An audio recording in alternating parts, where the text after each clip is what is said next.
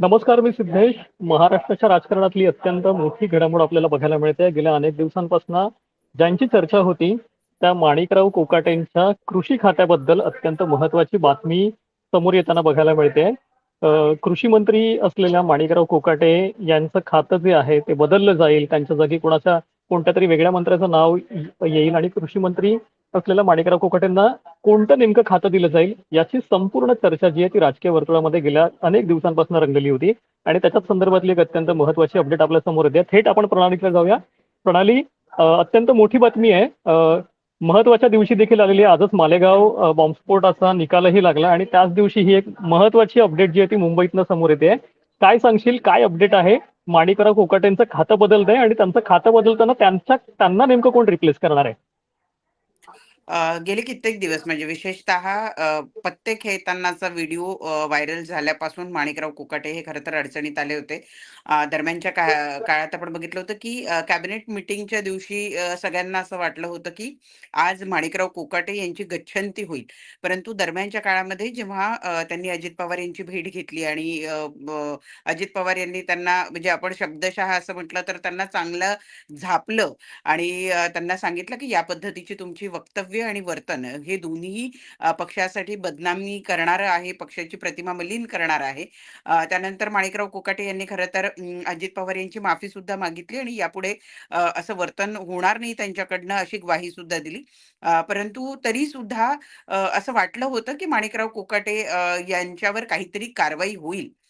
त्यावेळेला ही बातमी आपणच दिलेली होती की त्यांची गच्छंती टळती आहे. बहुधा त्यांना या प्रकरणामध्ये त्यांचं मंत्रिपद जाणार नाही, पण त्यांच्यावर कारवाई होईल हे मात्र आपण पहिल्या दिवसांपासून सांगत होतो आणि आता तेच घडताना आपल्याला बघायला मिळतं. दत्ता मामा भरणे हे माणिकराव कोकाटे यांना रिप्लेस करतायत. दत्ता मामा भरणेंकडे क्रीडा खातं आहे. त्या खात्यावरून आता त्यांना माणिकराव कोकाटे यांचं कृषी खातं मिळतं आहे. त्यामुळे दत्ता भरणे यांची आपण एक प्रकारे म्हणू की त्यांचं प्रमोशन झालंय आणि इकडे माणिकराव कोकाटे यांच्या स्वतःच्या वक्तव्यांमुळे, त्यांच्या कृतीमुळे त्यांचं डिमोशन होत आहे आणि त्यामुळे त्यांना कृषीवरून त्यांना आता क्रीडा खातं दिलं जाणार आहे. मुख्य म्हणजे आपण जर बघितलं तर या ठिकाणी पहिला प्रश्न सर्वसामान्यांच्या मनामध्ये हाच पडतो की क्रीडा खातं का? कारण आपण एक जर बघितलं तर हे क्रीडा रम्मी खातं जे खेळण्यामुळे तर नाही.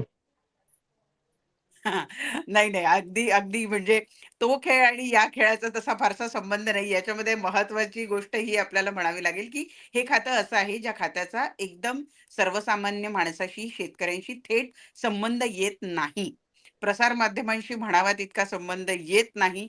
जाहीर वक्तव्य करण्याचा संबंध फारसा कमी येत नाही.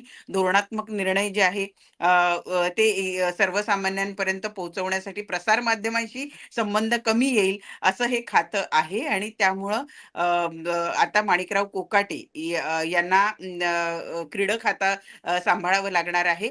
तर दत्ता मामा भरणे यांना मात्र आता कृषीसारखं महत्वाचं राज्यातलं एक महत्वाचं खातं ज्याला आपण म्हणू, कारण आपण म्हणतो की महाराष्ट्र हे कृषीप्रधान राज्य आहे आणि उद्योगधंद्यांबरोबरच कृषीला सुद्धा आपल्या राज्यात तेवढंच मोठं महत्व आहे आणि त्यामुळं आता ही जबाबदारी दत्ता मामा भरणे यांच्यावर सोपवली जाणार आहे. आता आपण इथं हा सुद्धा उल्लेख केला पाहिजे, की दत्ता मामा भरणे का?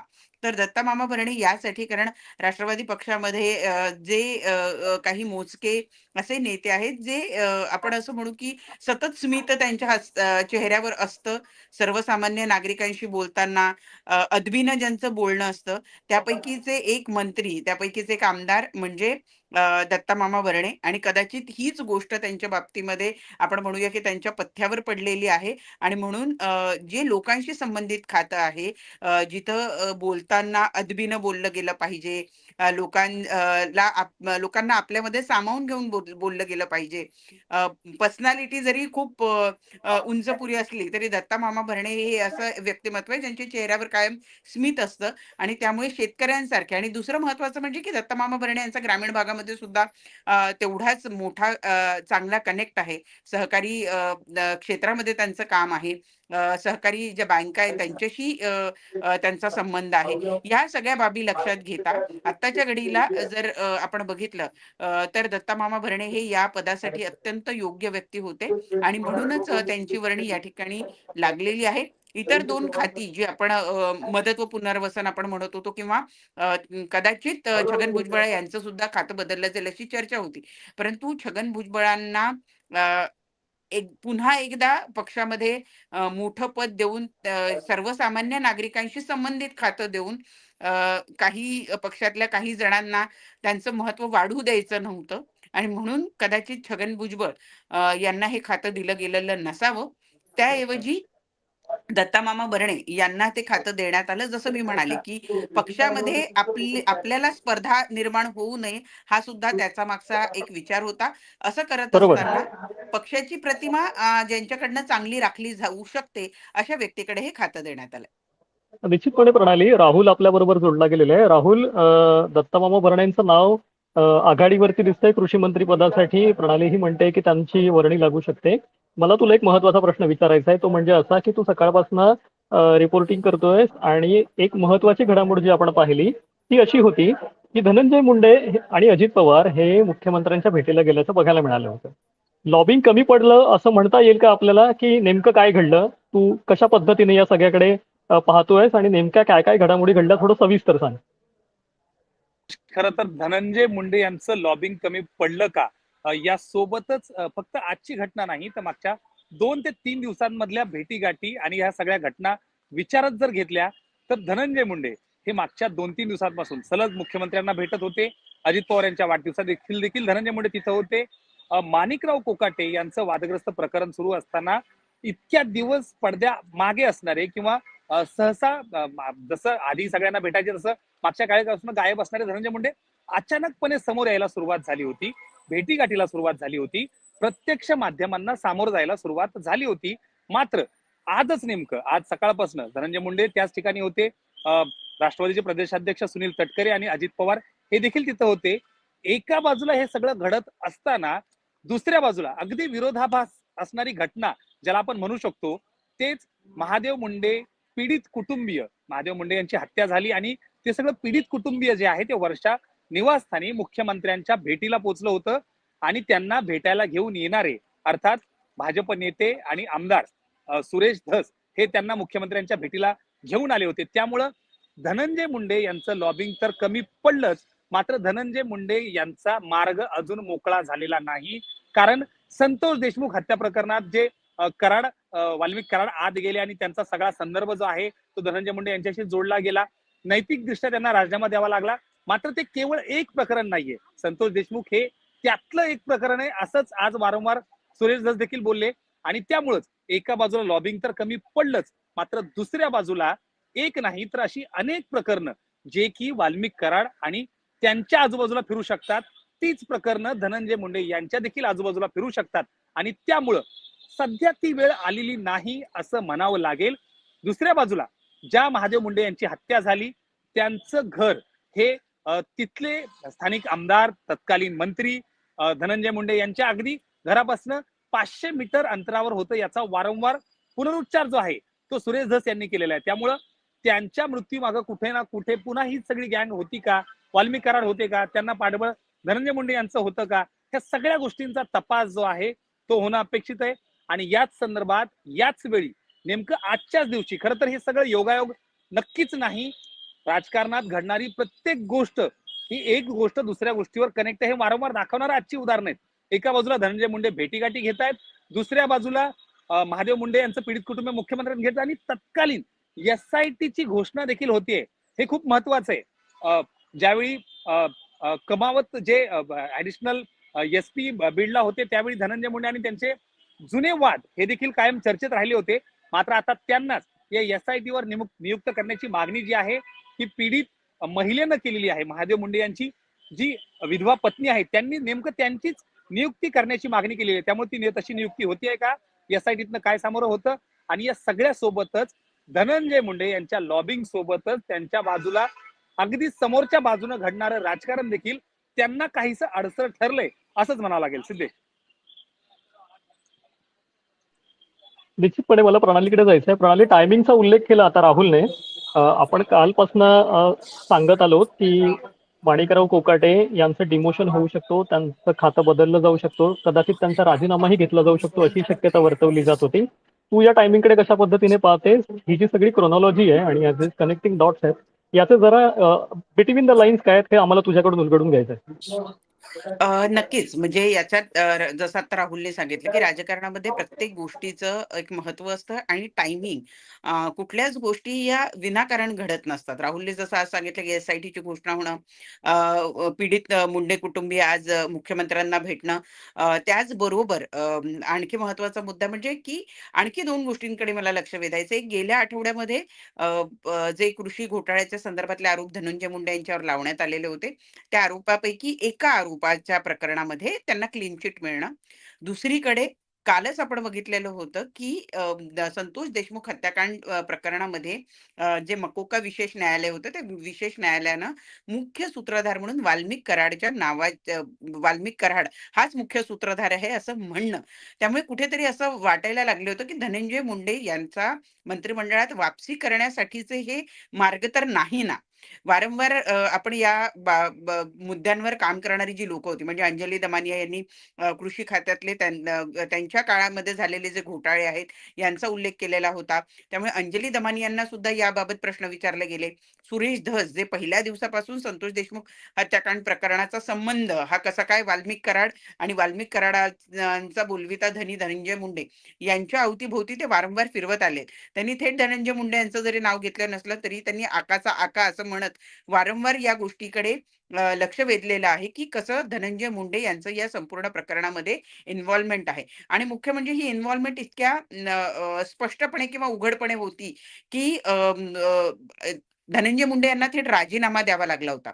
तरी सुद्धा हे जे 2 निकाल लागले किंवा ह्या ज्या 2 बाबी पुढे आल्या त्यामुळे कुठेतरी असं वाटायला लागलेलं होतं, की धनंजय मुंडे यांची वापसी होईल का? तरीही वारंवार हे 2 व्यक्ती म्हणजे आमदार सुरेश धस असतील किंवा सामाजिक कार्यकर्त्या अंजली दमानिया असतील, यांनी मात्र त्यांचा पिच्छा सोडणार नाही या पद्धतीची भूमिका घेतलेली होती. त्यामुळे धनंजय मुंडे यांच्या डोक्यावरची टांगती तलवार ही कायमच होती आणि ती जरी त्यांना मंत्रिमंडळात सामावून घेण्याचा प्रयत्न झाला असता, तरी सुद्धा ती हाणून पाडण्यासाठी अ, माणसं आणि पुरावे किंवा खटले हे तयारच होते. त्यामुळे धनंजय मुंडे यांना पुन्हा परत मंत्रिमंडळात घेण्यासाठी म्हणजे आपण असं म्हणू ना, की एक चूक लपवण्यासाठी माणूस दुसरी चूक अ, अ, अ, करतो अनेक वेळेला. पण तसं यावेळेला होणार नव्हतं. देवेंद्र फडणवीस यांना जर त्यांच्या सरकारची प्रतिमा चांगली ठेवायची आहे, तर एखाद्या डागाळलेल्या किंवा ज्याच्यावर वेगवेगळे गुन्हे आहेत किंवा वेगवेगळ्या गुन्ह्यांच्या संदर्भात ज्याच्यावर खटले सुरू आहे किंवा ज्याच्यावर संशय व्यक्त केला जातोय, त्याच व्यक्तीला पुन्हा ते त्यांच्या मंत्रिमंडळात घेतील याची शक्यता कमी होती. पण जर तसा प्रयत्न राजकीय दबाव आणून जर कोणी करत असेल, तर तो सुद्धा हाणून पाडण्याची तयारी इतर लोकांनी करून ठेवलेली होती. आणि म्हणूनच आज सुरेश धस यांचं मुंडे कुटुंबियांना वर्षा बंगल्यावर नेऊन भेट घालून देणं असो किंवा एस-आय-टीची घोषणा करत असताना धनंजय मुंडे यांचा ज्यांच्याशी वाद आहे अशा एस-पी कडे ते जाणं. ही सगळ्या ज्या गोष्टी आहेत याच गोष्टीकडे अंगुली निर्देश करणाऱ्या आहेत, की धनंजय मुंडे यांची वापसी मंत्रिमंडळात होणार नाही आणि ती करण्याचा राजकीय दबाव आणून कोणी जर प्रयत्न करत असेल, तर ते सुद्धा हाणून पाडले जातील. म्हणून आजच्या दिवशीच्या या सगळ्या गोष्टींचं टायमिंग आणि त्यांचं बिटवीन द लाईन्स हेच आहे, की वेगवेगळ्या माध्यमातून मंत्रिमंडळामध्ये प्रवेश करण्यासाठी इच्छुक असलेल्या धनंजय मुंडेंचे प्रयत्न हाणून पाडण्यात आलेले आहेत.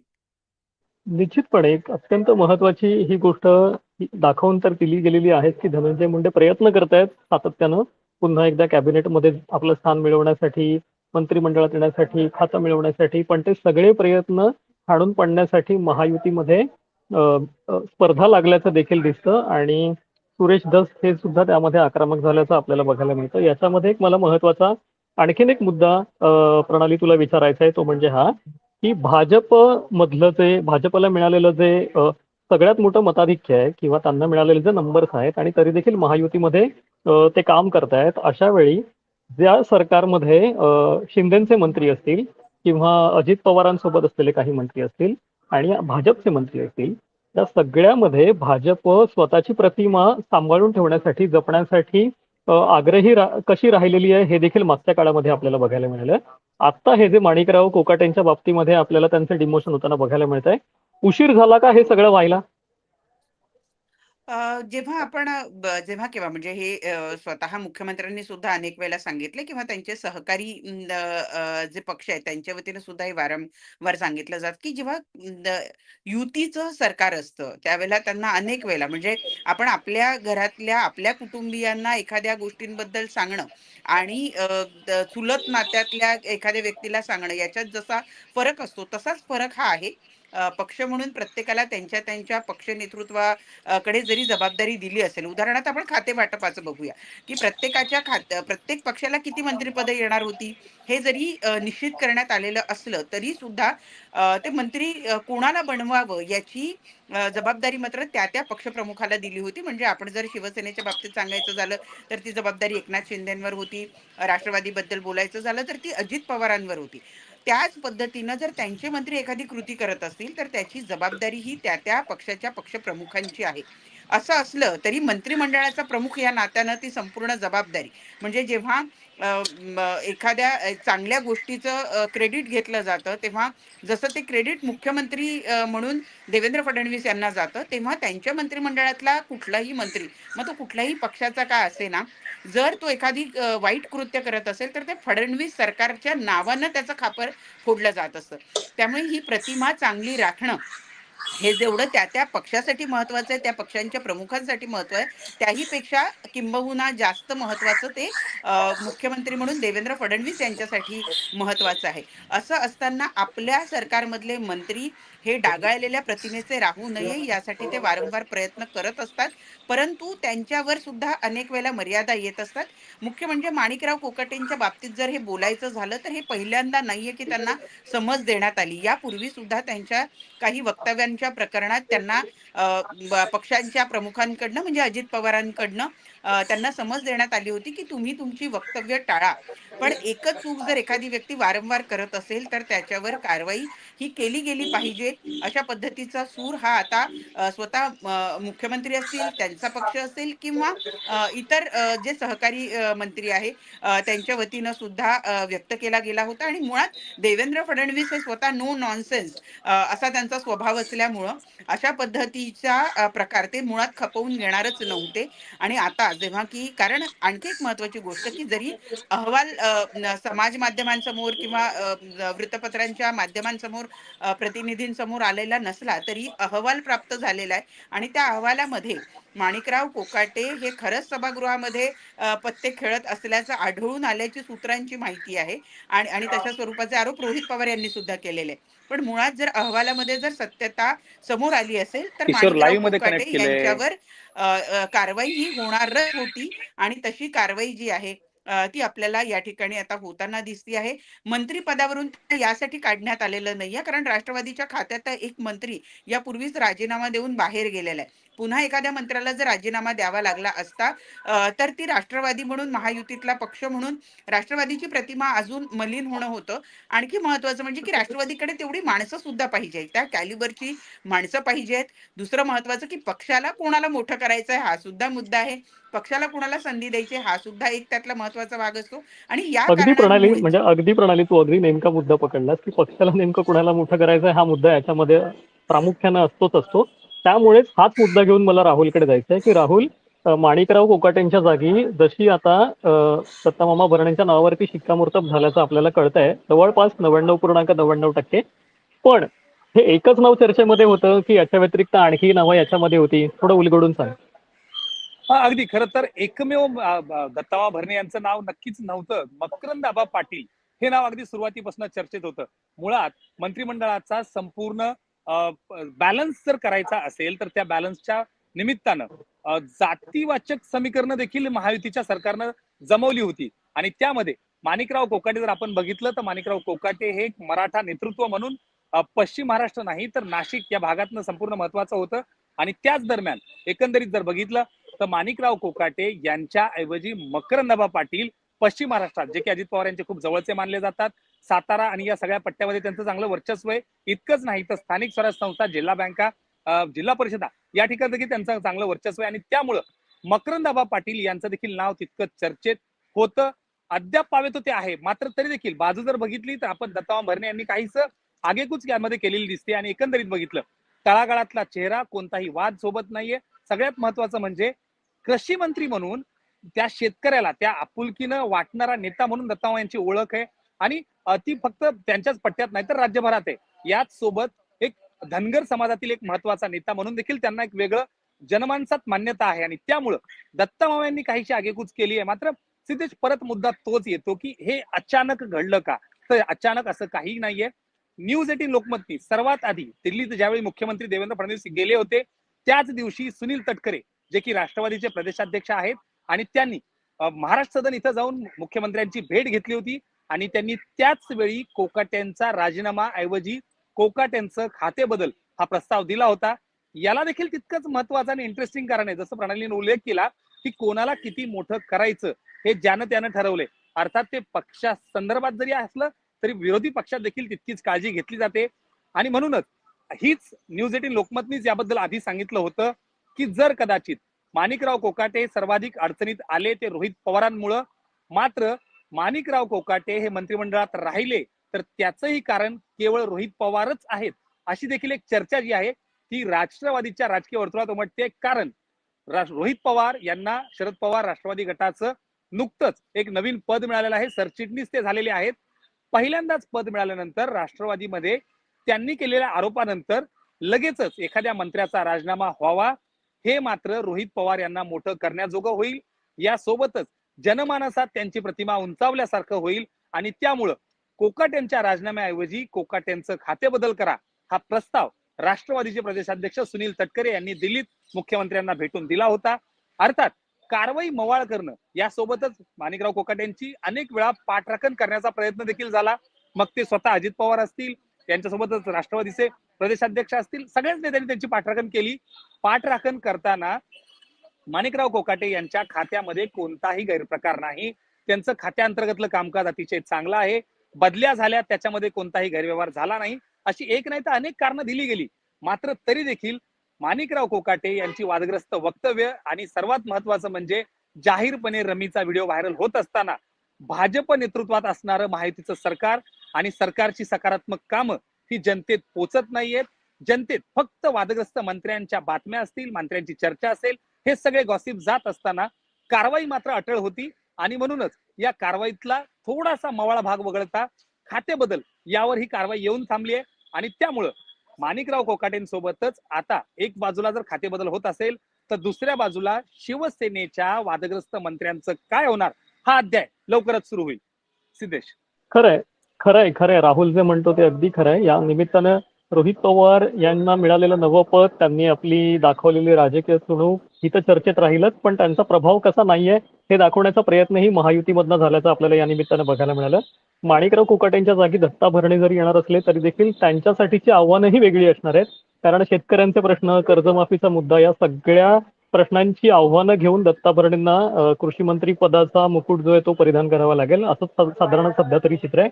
खूप खूप धन्यवाद प्रणाली या संपूर्ण माहितीसाठी. आणि राहुल, ही जी काही सगळी तुम्ही इन्साइट सांगितलीस आणि जे काय पॉलिटिकल अपडेट दिलात आणि जे अनालिसिस केलं त्याबद्दल खूप खूप धन्यवाद. असेच पॉलिटिकल अपडेट आणि ही सगळी माहिती तुम्ही न्यूज 18 लोकमतच्या डिजिटल चॅनलवरती आणि प्लॅटफॉर्मवरती देखील सतत पाहू शकता. त्यासाठी न्यूज 18 लोकमतच्या युट्यूब चॅनलला सबस्क्राईब करा आणि नवनवे व्हिडिओ पाहायला विसरू नका.